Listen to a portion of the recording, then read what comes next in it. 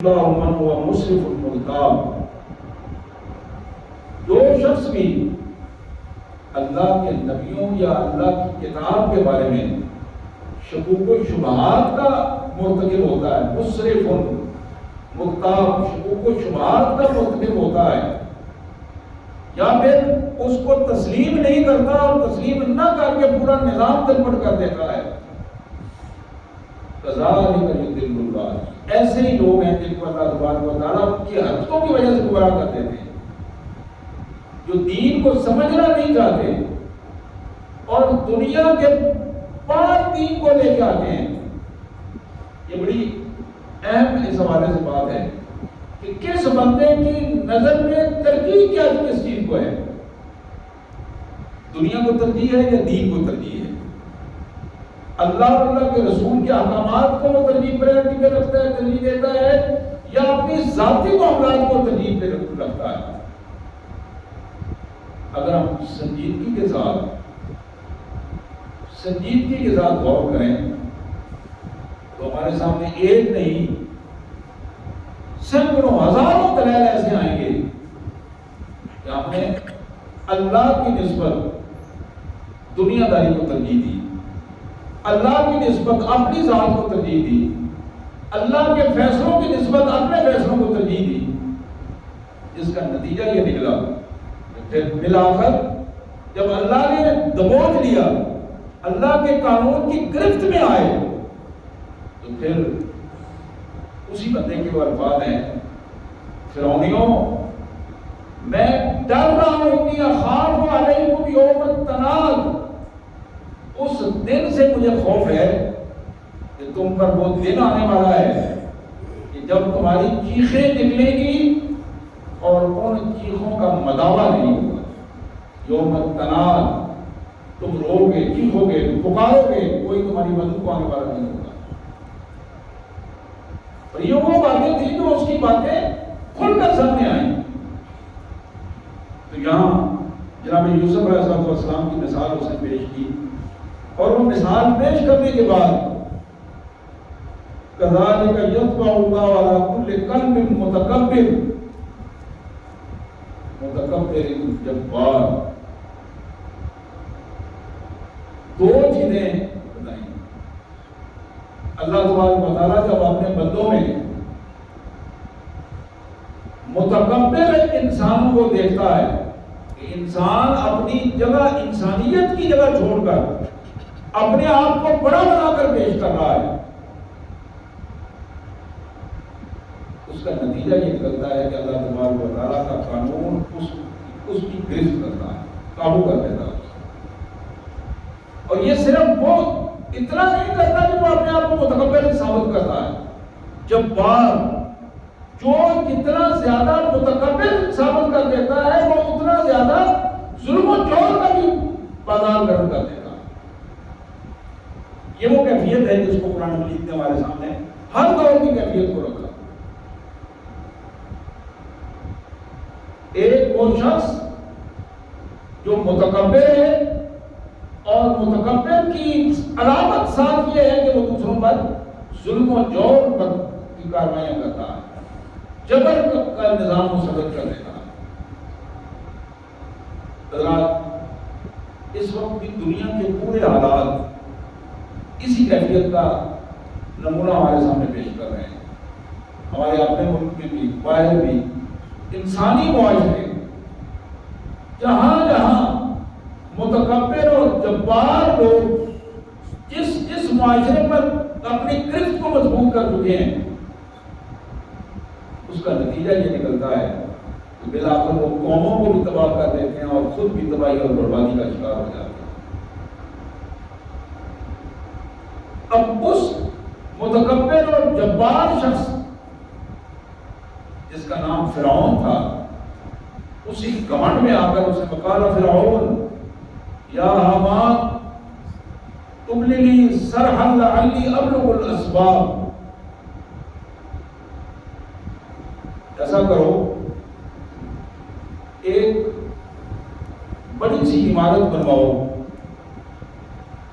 جو بہت اونچی ہو اور آسمانوں تک چلی جائے، اور اس عمارت پر چڑھ کر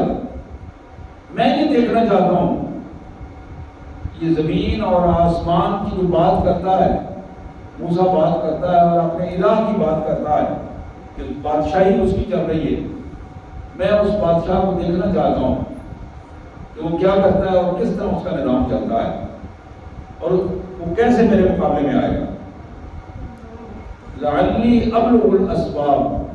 تم یہ عمارت بناؤ تو ممکن ہے میں اس تک پہنچ جاؤں۔ وَإِنِّي لَأَظُنُّهُ كَاذِبًا، میں تو سمجھتا ہوں کہ موسیٰ نعوذ باللہ جھوٹ جھاٹ سے اپنا زندگی چلا رہا ہے، اسی طرح کام کر رہا ہے، تو ہم کیوں نہ چیک کریں کہ جس الہ کی یہ بات کر رہا ہے، جس بادشاہ کی بات کر رہا ہے، کائنات کے مالک کی بات کر رہا ہے، وہ کہاں رہتا ہے۔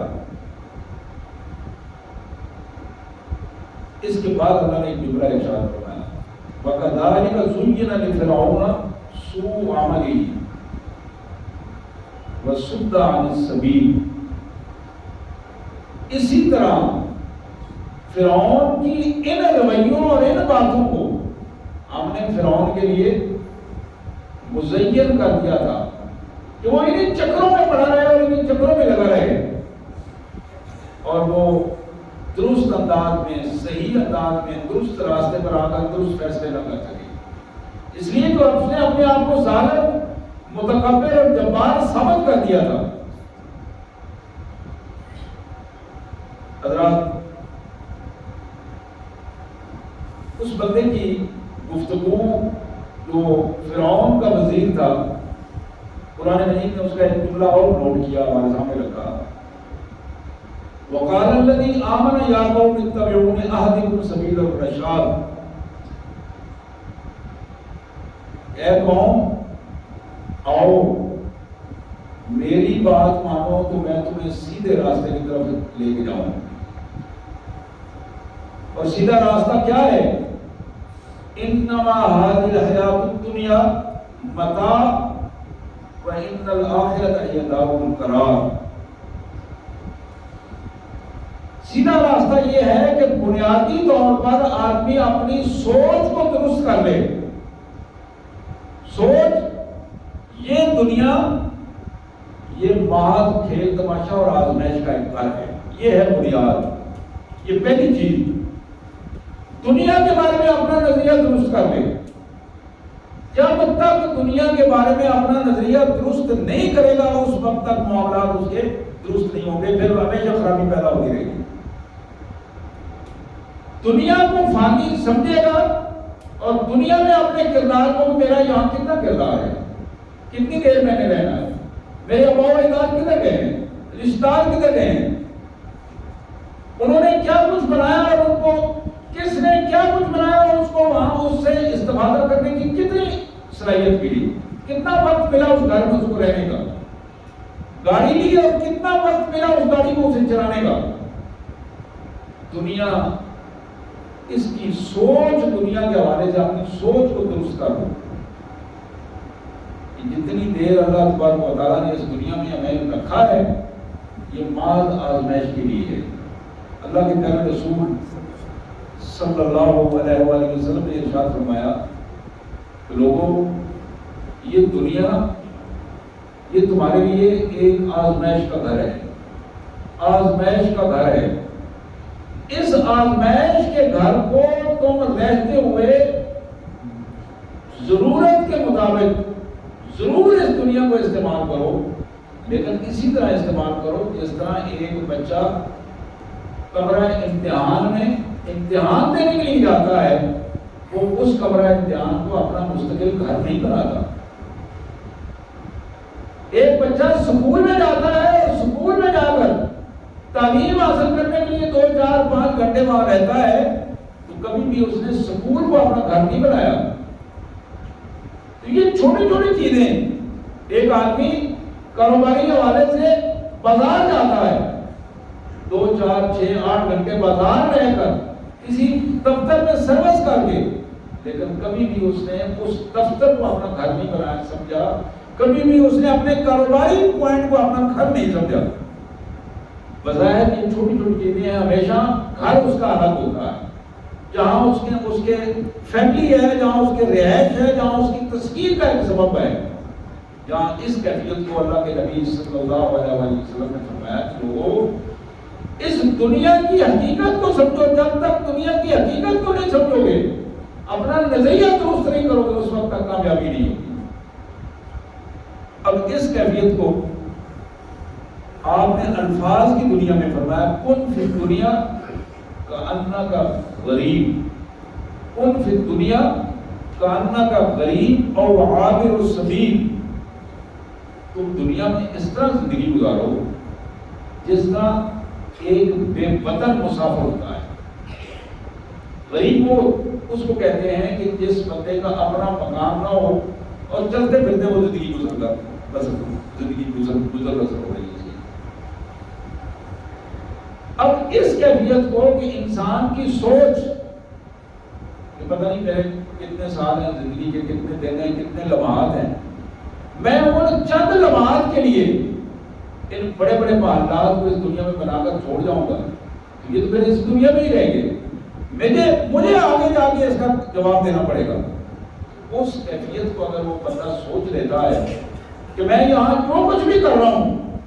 وہ میرا ریکارڈ بن رہا ہے اور میرا یہی ریکارڈ کل اللہ کے حضور میرے عمل اور میری گرفت کے ساتھ پیش کیا ہے۔ کن فی الدنیا کأنک غریب او عابر السبیل، عابر السبیل راہ چلتا مسافر، بے وطن اپنے آپ کو سمجھے یا پھر راہ چلتا مسافر سمجھے۔ اور کسی نے بھی سفر کرتے ہوئے بندے کو نہیں دیکھا، اس نے جانا تو سیالکوٹ ہو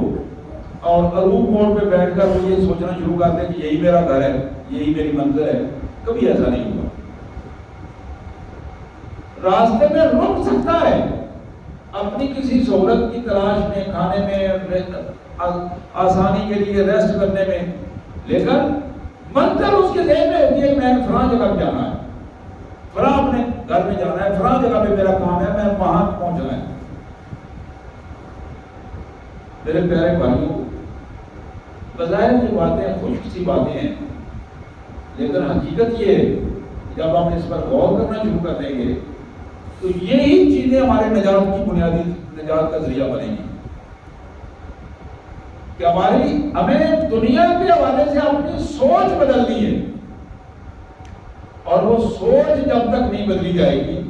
اس وقت تک اعمال نہیں تبدیل ہوں گے، عمل نہیں تبدیل ہوگا، اس وقت تک رویہ نہیں بنے گا، ماحول تبدیل نہیں ہوگا۔ یہ پہلا پہلو تھا۔ اللہ کے حبیب صلی اللہ علیہ وسلم راتوں کو سوتے ہوئے کروٹ لیتے ہوئے کئی دفعہ دیکھا ام المومنین امہات المومنین نے پوچھا کہ حضور نیند نہیں آ رہی، کیا بات ہے؟ کہا مجھے فکر ہے اس بات کی کہ میری امت دنیا میں ڈوب جائے گی، خواہشات نفس میں ڈوب جائے گی، دنیا کو تلاش کرتے کرتے اپنے آپ کو ختم کر دے گی، یہ فکر مجھے سونے نہیں دے رہی۔ اسی طرح نبی رحمت صلی اللہ علیہ وسلم کے حوالے سے جب آپ اس دنیا سے رخصت ہو رہے تھے، خیر آباد کہہ رہے تھے اس دنیا کو، اور اپنے اللہ کے حضور جا رہے تھے،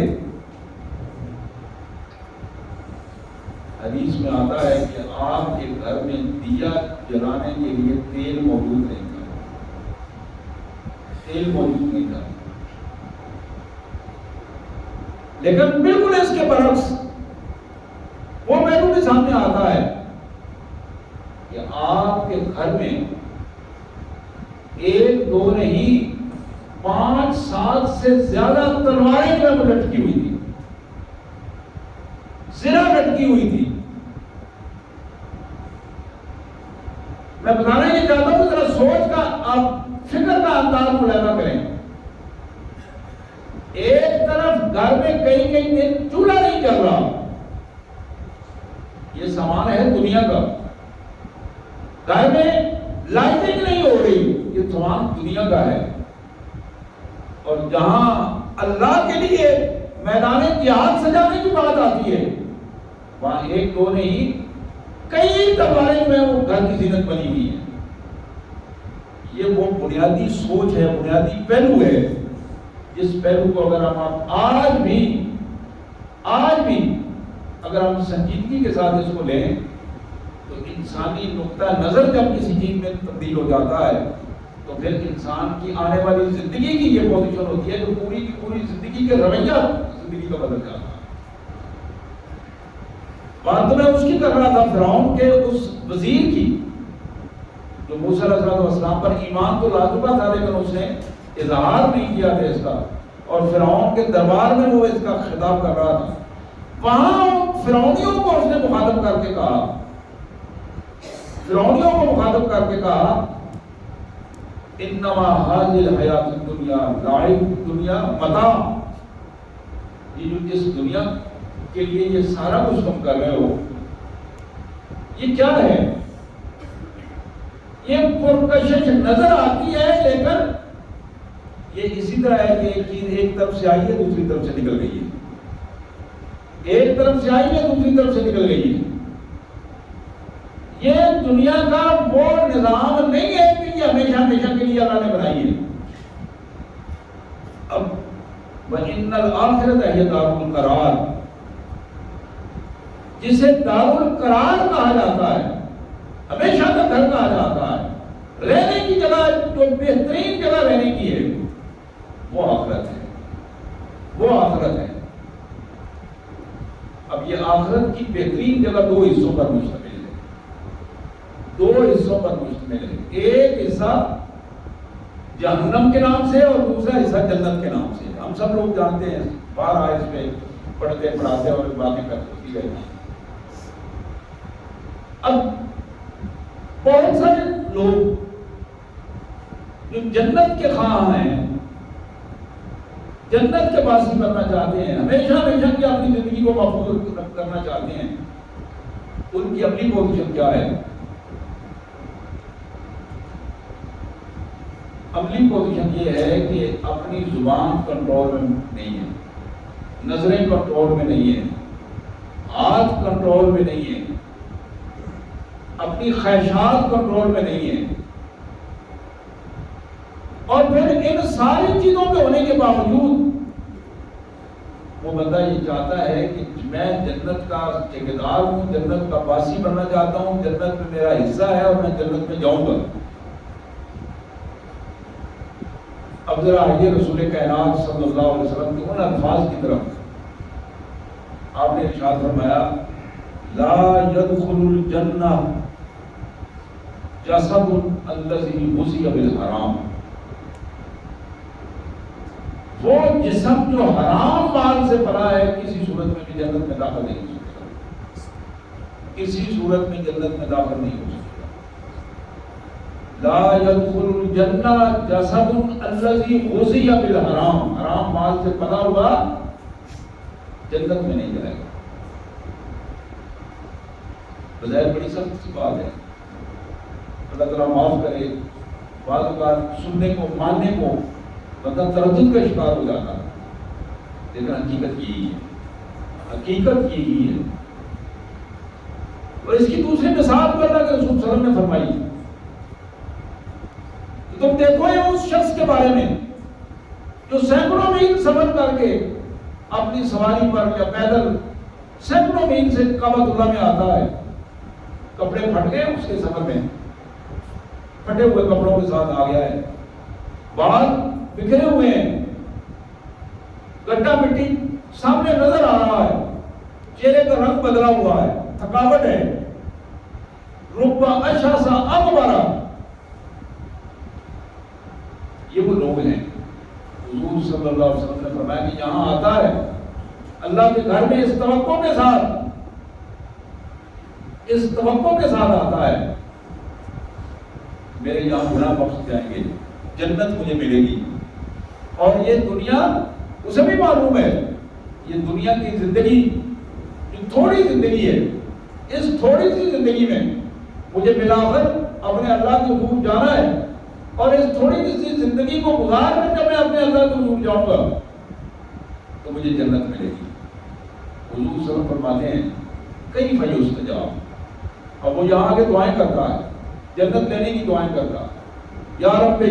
الفاظ حضور نے فرمایا کہتا ہے، فرمایا کئی فیستجاب،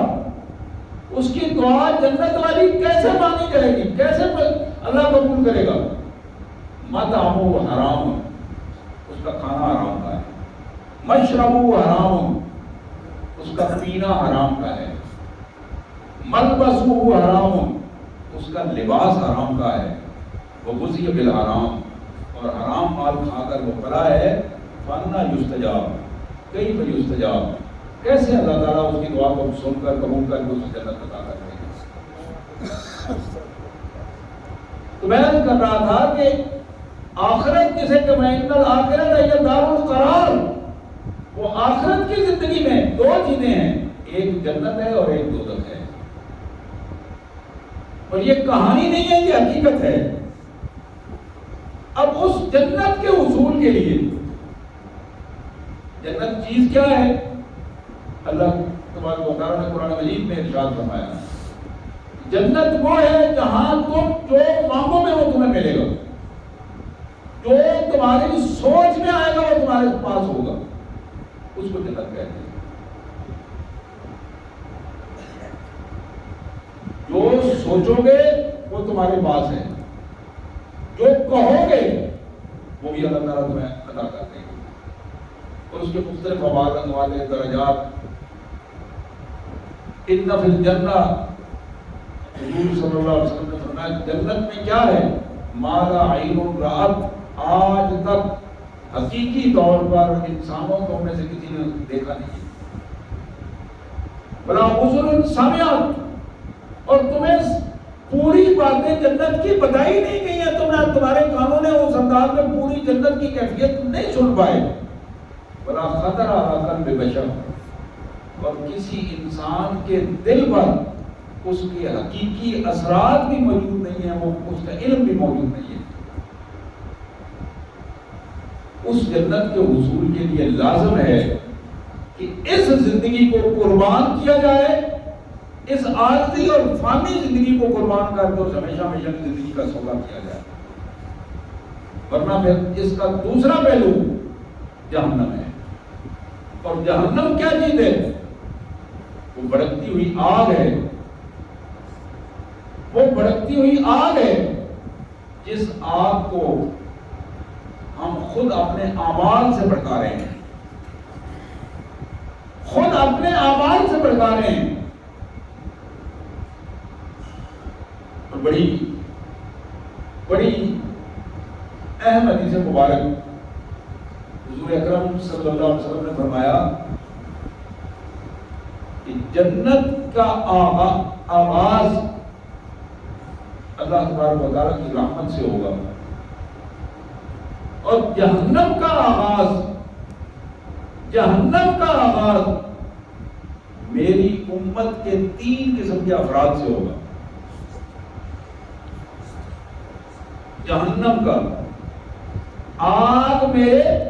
میری امت کے 3 قسم کے افراد سے آگ بھڑکائی جائے گی۔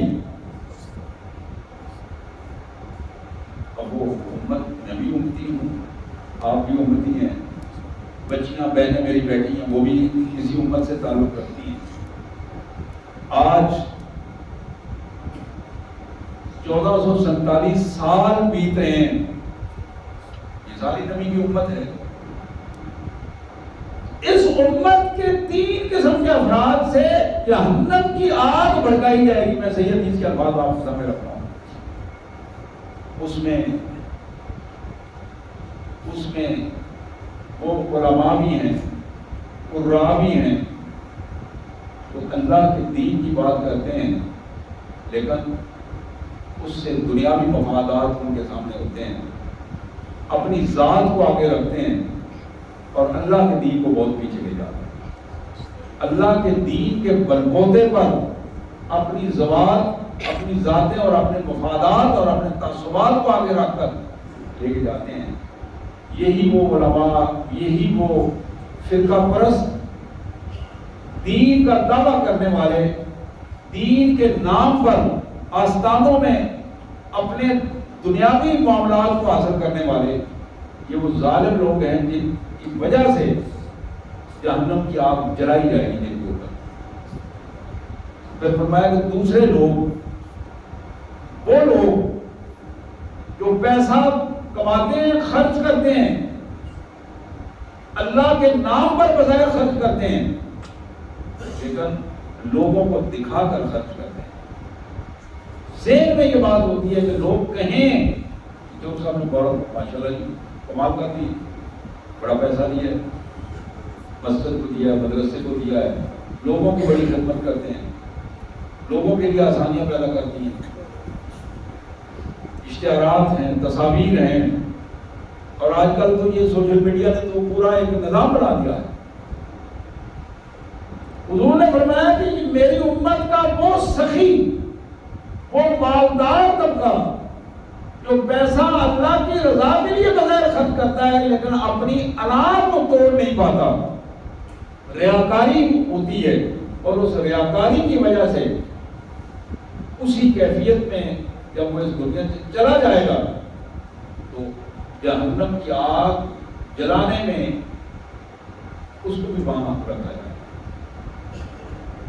اور تیسرے وہ لوگ ہیں، آپ نے فرمایا کہ وہ بظاہر وہ مجاہدین ہیں، جہاد کا نام لینے والے ہیں، لیکن ذہن میں یہ بات ہے کہ ہمیں لوگ بہادر کہیں، شجاع کہیں، جانے دینے والا کہیں، اور نتیجہ یہ نکلتا ہے کہ بالآخر ان کی جانیں تو جاتی ہیں، اور جس مقصد کے لیے وہ جانے جانی چاہیے تھی وہ مقصد پورا نہیں ہوتا، اور نتیجہ یہ نکلتا ہے کہ وہ ریاکاری کی پوزیشن میں جب چلے جاتے ہیں۔ اللہ کے رسول صلی اللہ علیہ وسلم نے فرمایا کہ یہ وہ لوگ ہیں جن پر میری امت کے یہ تین قسم کے لوگ، علماء اور قراء، سخی اور مالدار، اور پھر یہ مجاہدین اور جہادی طبقات، یہ وہ سارے لوگ ہیں جن کو اکٹھا کر کے جہنم کی آگ ان پر بھڑکائی جائے گی، ان کے حوالے سے۔ اب یہ بظاہر یہ معاملہ تو نہیں ہے کہ جہنم کی آگ ان پر بھڑکائی جائے گی، اس کا مطلب ہے کہ اس کام کو چھوڑ دیا جائے، یعنی علماء کا کام، قراء کا کام، اللہ کی راہ میں پیسے خرچ کرنے کا کام، اور اللہ کی راہ میں جہاد کرنے کا، یہ اس لیے بتایا گیا کہ یہ ٹاپ کے کام ہیں، یہ سب سے بہترین کام ہے دین میں، تینوں، اللہ کے دین کی طرف دعوت دینا، اپنے مال کو اللہ کی رضا کے لیے خرچ کرنا، اور اپنی جان کو اللہ کے لیے پیش کر دینا۔ لیکن ضرورت کیا ہے؟ اخلاص کی ضرورت ہے، وہاں اخلاص کی ضرورت ہے۔ اس دنیا میں رہ کر اس فانی دنیا کی حقیقت کو سمجھا جائے، اور یہ بات ذہن میں ہو، پختہ ہو جائے کہ میں نے مرنا ہے، نہ جانے آج یا کل، مجھے نہیں علم کہ اگلا میرا لمحہ جو کس انداز میں آئے گا، اس حوالے سے میں نے دارالقرار میں جانا ہے، جنت حاصل کرنی ہے، اور جنت کے حصول کے لیے اخلاص پہلی سیڑھی ہے، پہلا نقطہ ہے۔ جب تک بندہ اللہ سے مخلص نہیں ہو جائے گا، اللہ کے دین سے مخلص نہیں ہو جائے گا، باتیں اسی طرح آتی ہیں، کرنے والا کر جاتا ہے، سننے والا سن جاتے ہیں، لیکن ہوتا یہی ہے کہ ادھر سے سنی اور ادھر سے نکل گئی۔ میں خصوصی درخواست کروں گا کہ میرے پیارے بھائیوں، عفت ماں بہنوں، اس دنیا کے حوالے سے اپنی سوچ بدلو، اور دیکھو کہ ہمارے آباء و اجداد اس وقت کہاں ہیں، ہم نے بھی وہیں جانا ہے، اور اس سے پہلے اپنے اندر اخلاص پیدا کرو۔ اللہ ہمیں اس کی توفیق عطا فرمائے۔ واخر دعوانا الحمدللہ رب العالمین۔